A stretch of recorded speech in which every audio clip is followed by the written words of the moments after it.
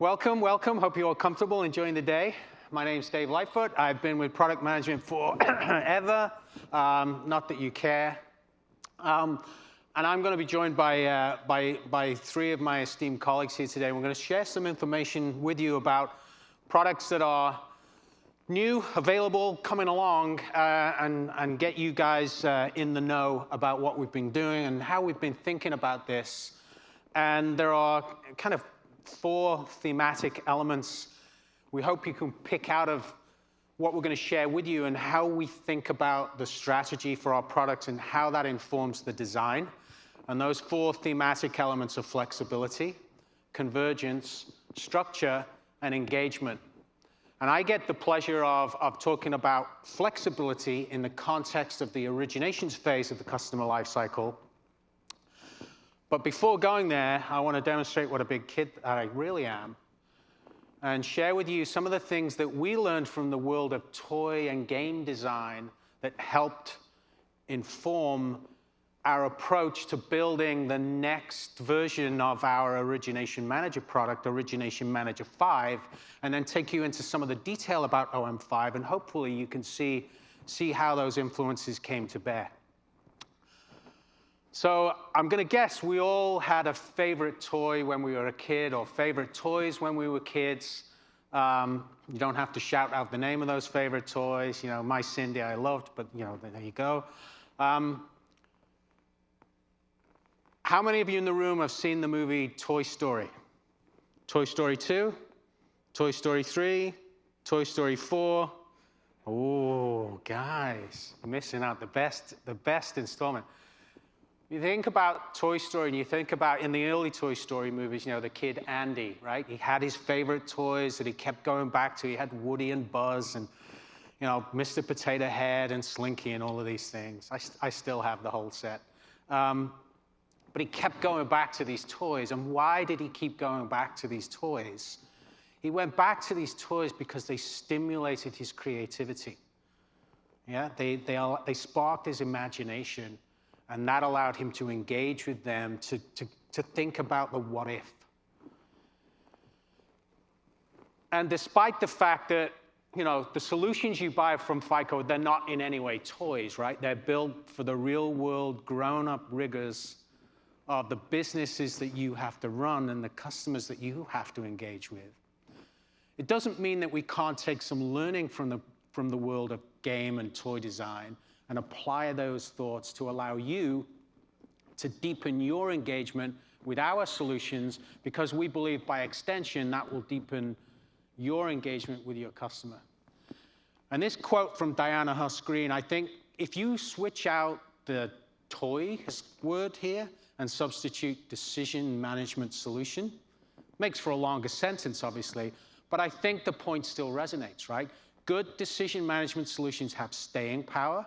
And we're a 60-plus-year-old company, right? So I like to think we can check that box. They engage. They help build attention spans. They make you want to do more.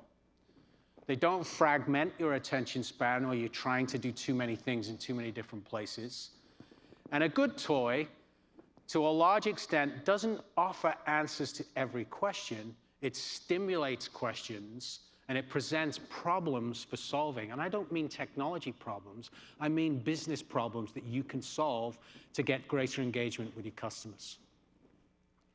So we took that in mind.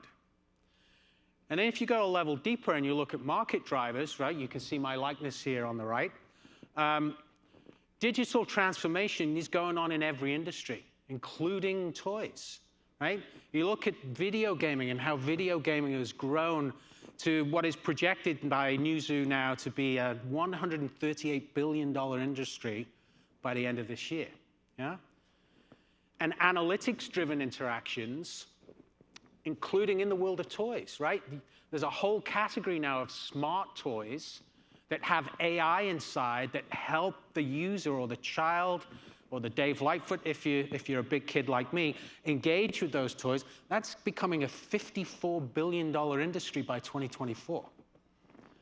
And all of the ethical concerns that are in place around the use of AI in toys are very similar ethical concerns that you guys face around your use of artificial intelligence and machine learning in the business decisions that you make about your customers, because you have to use those things because you're replacing the human on one side of every customer interaction.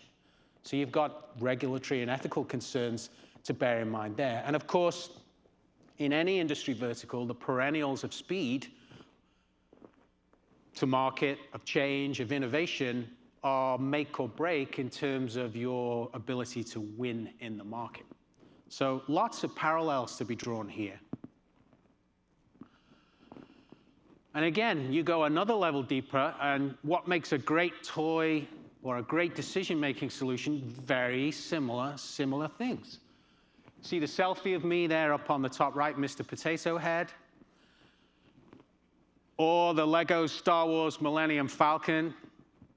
You know, we're constantly trying to find the sweet spot here between simplicity and enough complexity that it presents enough variability and challenge and the ability to grow, but not so much so that it causes frustration.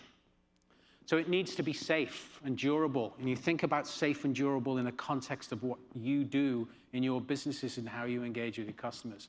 Think about interesting to the user, encouraging inquisitiveness, challenging but not frustrating, and involving people interaction, because it's the collaboration of your teams within your organizations that can make the real difference.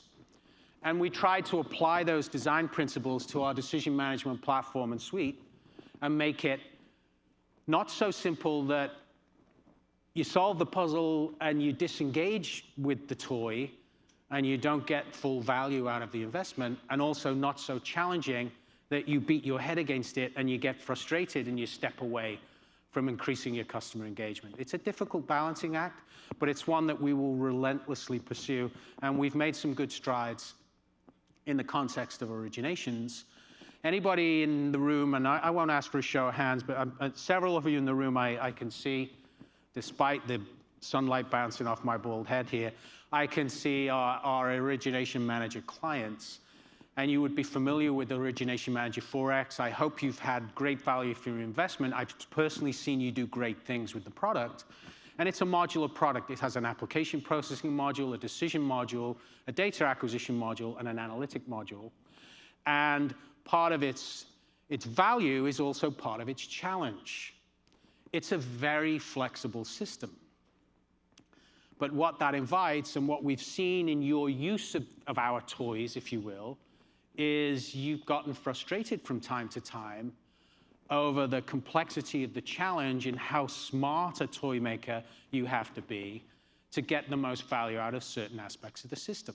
So you love its customizability, you love its flexibility, you can go in there and extend, but because it's very, very flexible indeed, you need this kind of super user mentality for certain parts of the system, and that can extend your change cycles.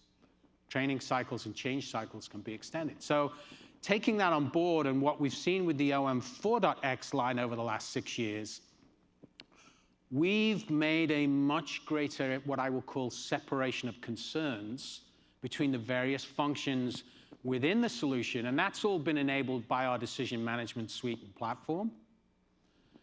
So we can get to a point now where that separation of concerns allows us to create more modularity within the solution, so you can go and work on multiple areas simultaneously. You understand how these things slot together. And in fact, to the largest extent, we've slotted those things together so that you don't have to care about, which part of Mr. Potato Head should go where, just that the holes are all the same size. I can assemble them in whatever form I like. And that includes the integrations for broader lifecycle functions that communicate with Origination Manager 5. So identity and fraud management, KYC and compliance, the ability to deploy more artificial intelligence and machine learned models through our integration with our analytics and decision management suite. Customer engagement and customer communication services, and Jarina's going to talk some more about some really exciting stuff going on there in due course. affordability calculations and pre-approved lines through customer management and strategy director, and of course, on the front end of all of this, attracting the right prospects and pre-screening those prospects so that you expedite the process of onboarding to drive towards customer value growth. So lots more out-of-the-box integration in OM5.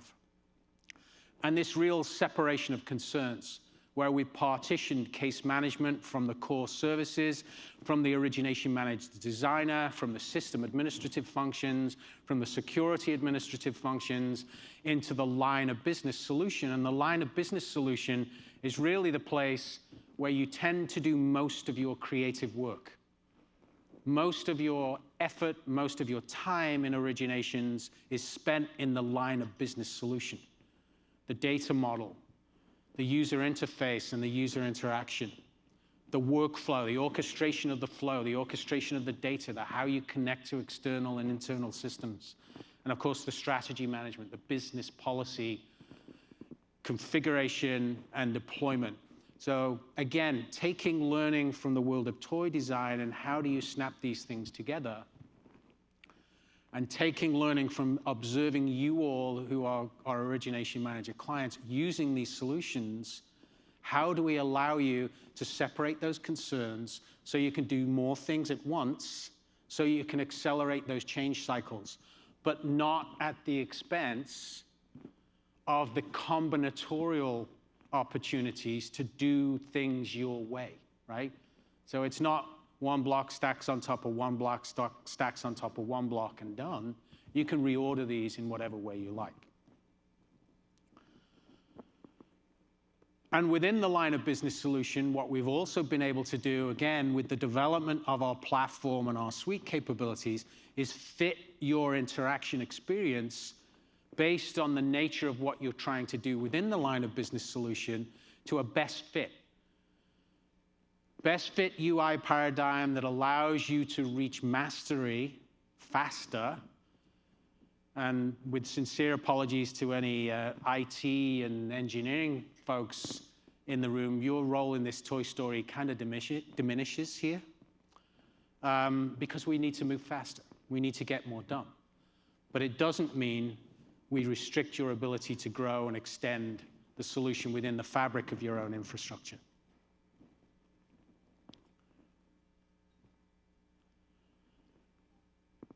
And lastly,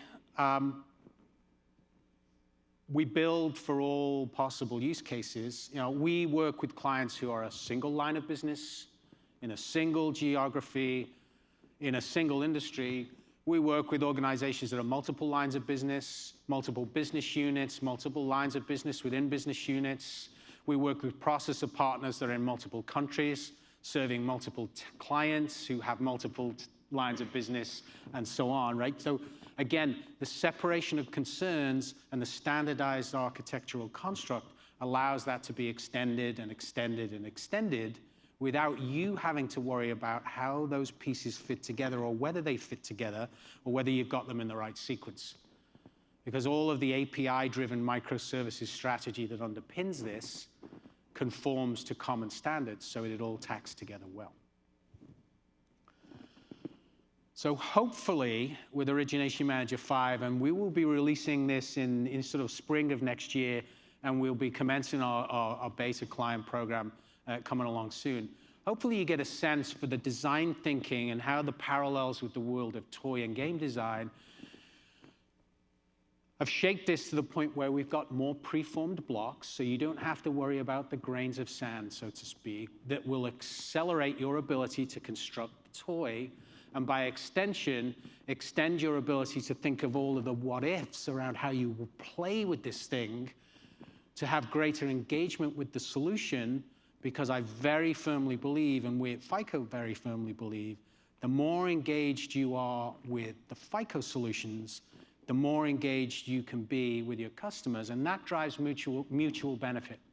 Benefit for you, benefit for your customers, and benefit for us because it shortens that learning loop so that we can continue to advance the what if, and everybody benefits from that.